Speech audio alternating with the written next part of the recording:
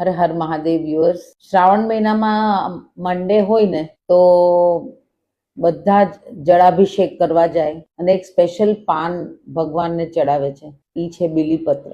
શા માટે જળાભિષેક થાય છે?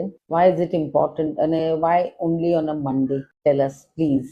સમુદ્ર મંથનમાં જ્યારે હળાહળ નીકળ્યું અને પૃથ્વી પર બધું ડામાડોળ અને ઉથલ પાથલ થવા માંડી ત્યારે દેવ અને અસુરોને મદદ માટે શિવજીને પુકાર્યા અને શિવજીએ એ હળાહળ વિષ પોતે લીધું અને એમના કંઠમાં એમણે ધારણ કર્યું, એટલે એ નીલકંઠ કહેવાયા.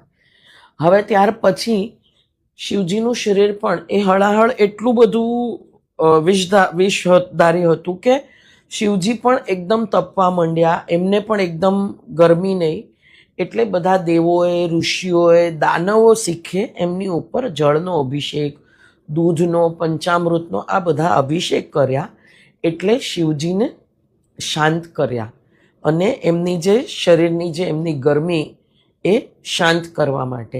અને સોમવારનું મહત્વ એટલે કે ચંદ્રદેવ પણ સમુદ્ર મંથનમાંથી જ નીકળ્યા અને સાથે સાથે આપણે બધા જ જાણીએ છીએ કે દક્ષ પ્રજાપતિના શ્રાપથી મુક્તિ એમને શિવજીએ અપાવી અને શિવજીએ એમને મસ્તક પર ધારણ કર્યા, એટલે ચંદ્રદેવ તો એમના ભક્ત ખરા જ.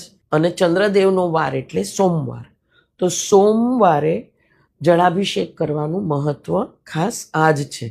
અને બીજું કે આપણા શરીરને બી આપણા જે શરીરની સાયકલ છે ચંદ્ર અને સૂર્ય સાથે આપણે જોડેલી છે, તો ચંદ્રનાડી અને સૂર્યનાડી, તો આપણે સોમવારે જો જળાભિષેક કરીએ ને તો આપણી જે ચંદ્રનાડી છે એને શાંત અને બેલેન્સ કરી શકીએ, એના માટે. હર હર મહાદેવ.